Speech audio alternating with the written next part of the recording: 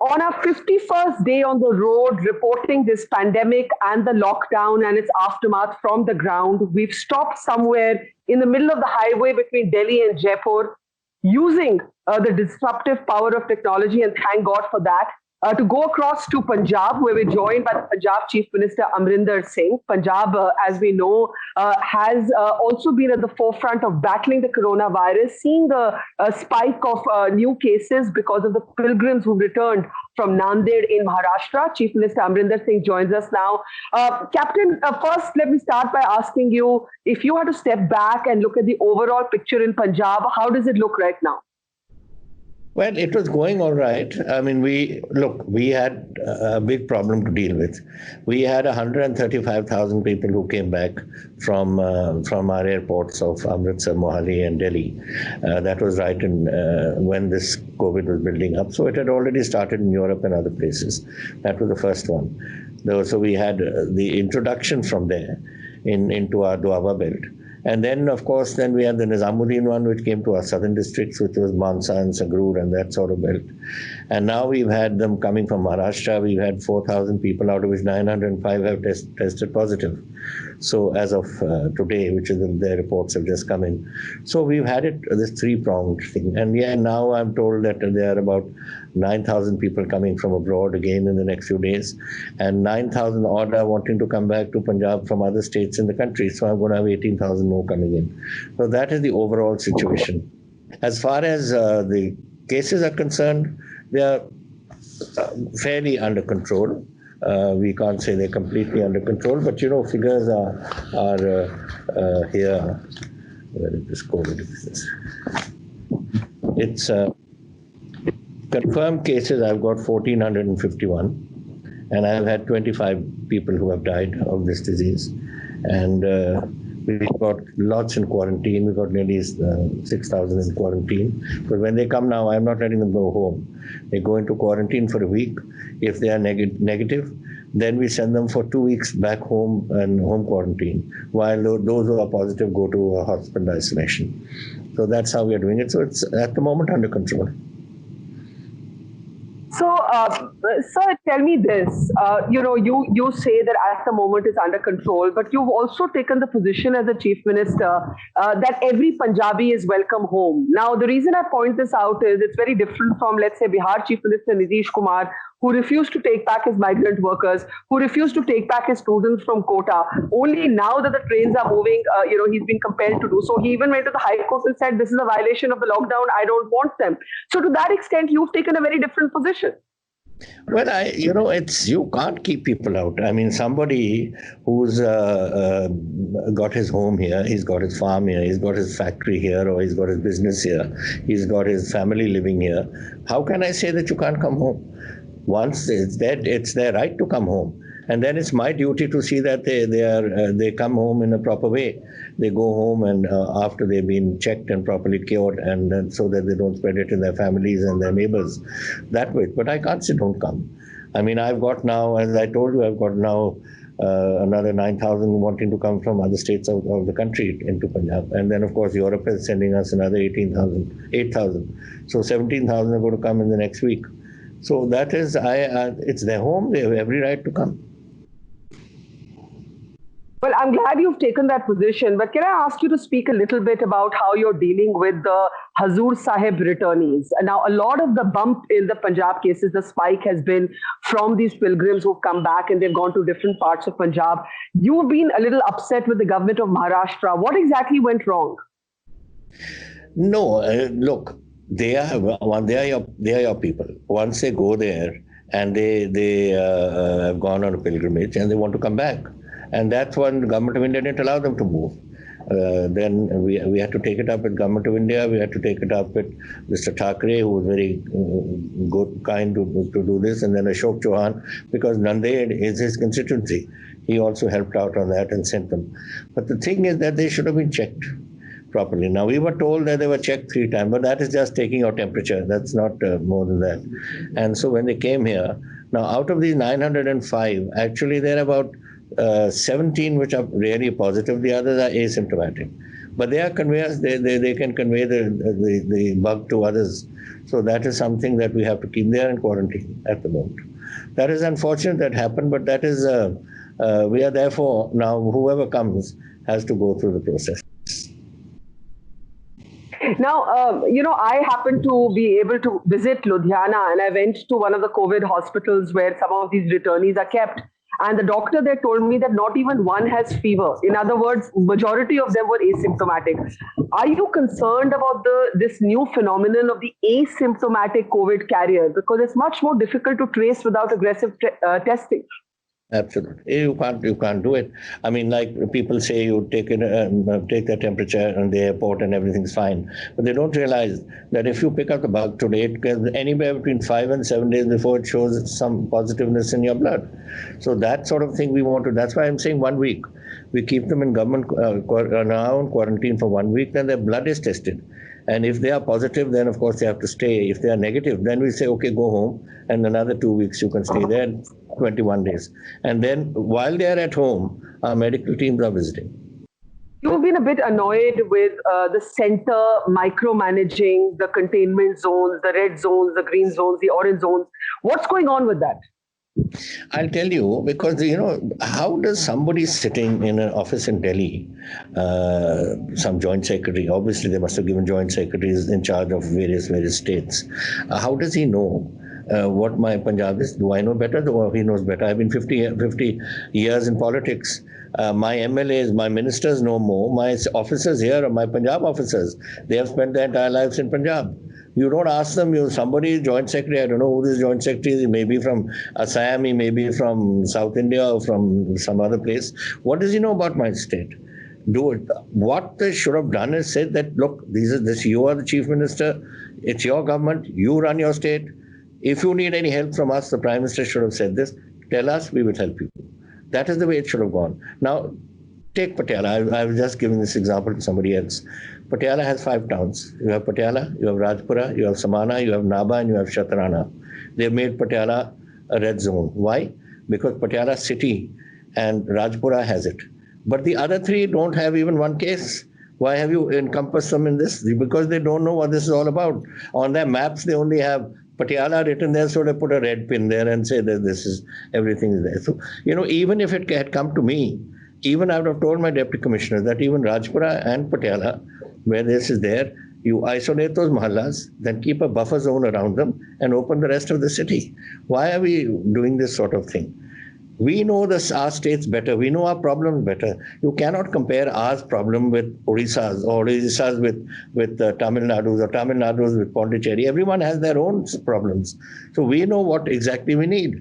And this is what I've been trying to tell them, that for God's sake, let us run our states and you come in and help wherever possible.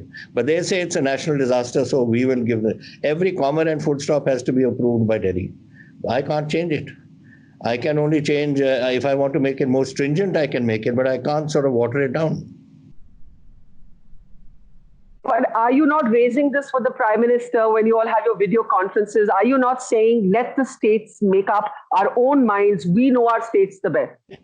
Well, I'll tell you this, that when out of the 4 video conferences that the Prime Minister has had with the Chief Ministers, I was only invited to the first one.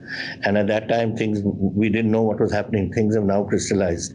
Now, I'm going to be, certainly, we're going to ask for time to speak to him, or I'm going to write a letter on this count. I think all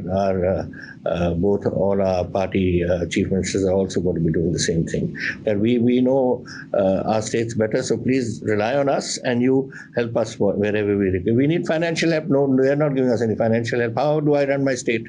Here is a figure here, which I've got 3,600 crores is supposed to be my income. 88% of that is not coming. I'm only getting 12% of it. How do I run the states? The government is not giving us any assistance, neither to fight COVID nor for our, now if you're opening up industry will want assistance, nothing. It's just blank. I've written a number of letters, no answers. So what are you planning to do, given this economic hardship? Yeah, the Prime Minister must understand, and we have to take it up with him, that this is an issue which is involving, we are fighting a national battle. We are the little people all over the country, our little states, but the overall battle is for India. And we have to, the national government has to come to our aid. Let me ask the soldier in you, because you've seen battle, and you've brought, this is a war, this is a battle. Do you believe that we need a strategic shift in this battle? Because there is a view now that the economic hardship and the humanitarian crisis, thanks to this lockdown, could be much worse than the virus. Do you believe that there needs to be a tactical retreat, a rethinking, a recalibration in strategy when it comes to locking down so many people and just basically stalling the economy? No, we have, for instance, in our industry, we have opened industry. But here again, now I've got industry which is 252,000 industrial units in my state. Only about 2% are working. Hopefully now with it having opened, things will build up.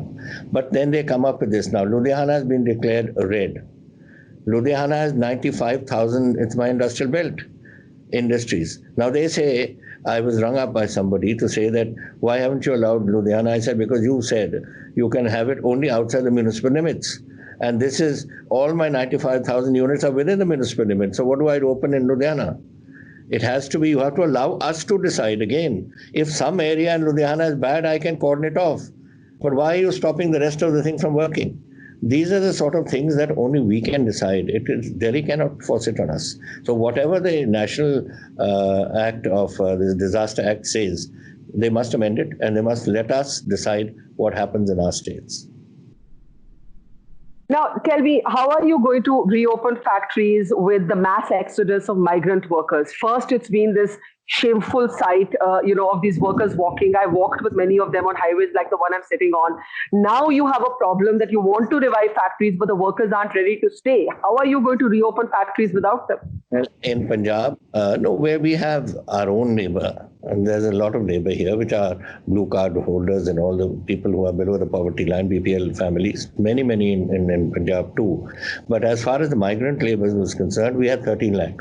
Out of which 13 lakh, 10 lakh have opted to go home. And yesterday I sent the first 3 trains, and today 6 more are going.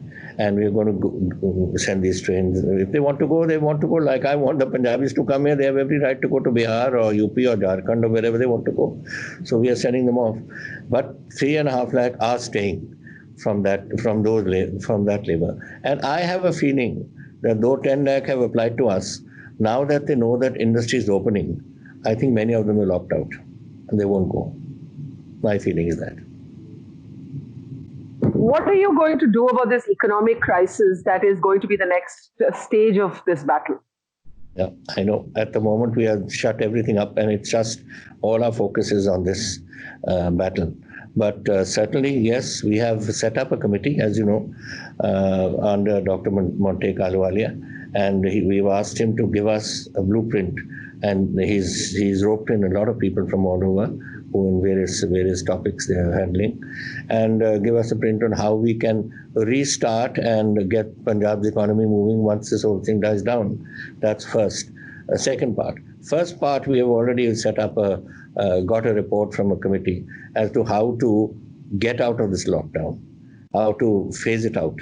And that today, like opening the shop for 4 hours and doing some other things, that is all part of the committee's report, and we're going according to that.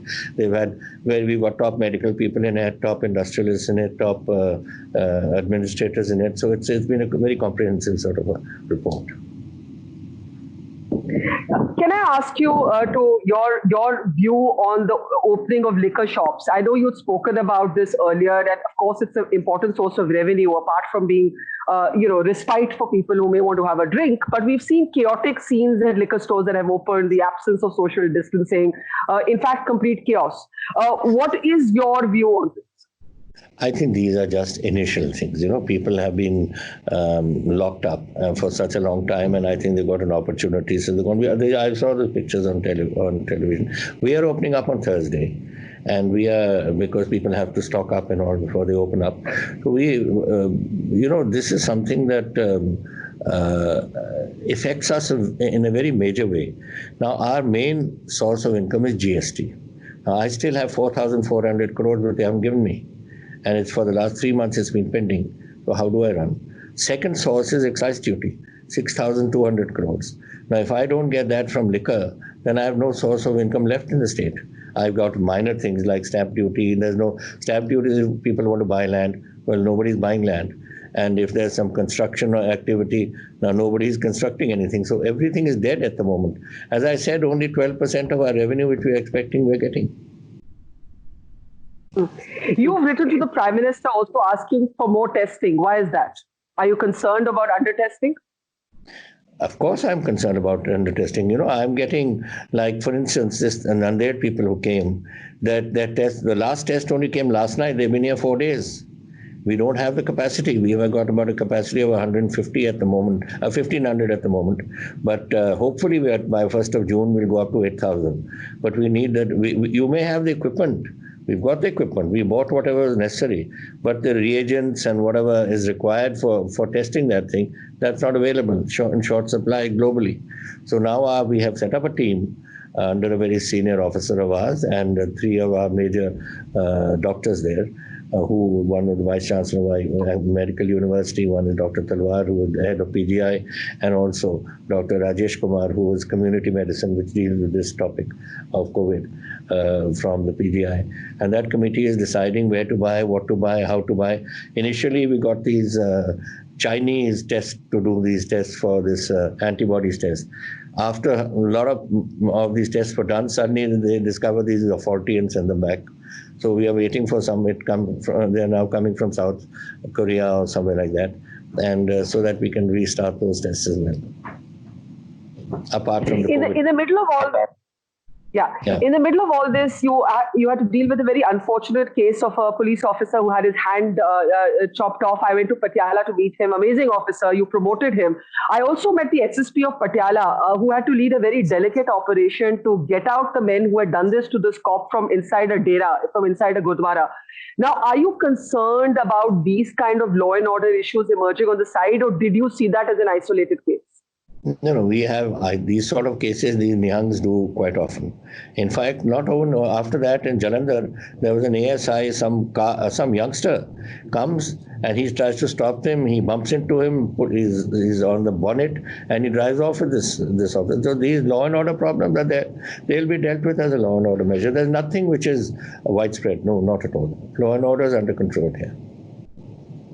Okay, 2 last questions. One is, do you feel that the nature of religious congregations is going to maybe change permanently? We are looking at this very sort of odd situation where across religions, any mass gathering right now is dangerous. And that's why your Hazur Sahib returnees are dealing with this. How are you going to handle this going forward? No, I'll tell you, like we had, for instance, at Anandpur Sahib Hola Mahalla. Now, there we did tell them that you should cut down and don't allow big crowds, but crowds came. And a lot of people got affected there. And then we had to start tracing back. We are still tracing about 9,000 people who have been in touch with contacts, and our people are going around. But then after that, when we came to Baisakhi at Damdaman Sahib, where normally the crowds are about 5 lakhs, I requested the SGPC and the Jathedar Akal Takht and all, and they gave an appeal and nobody went there. And the answer, what we suggested was that you keep a time, say 11 o'clock in the morning, and in their homes, they should do the ardas and whatever they want to do, and nobody should go and visit. And everybody followed it. I think, it's more than our telling them. I think people today are scared. People today realize that things are not good. And I think what they're going by what we are saying.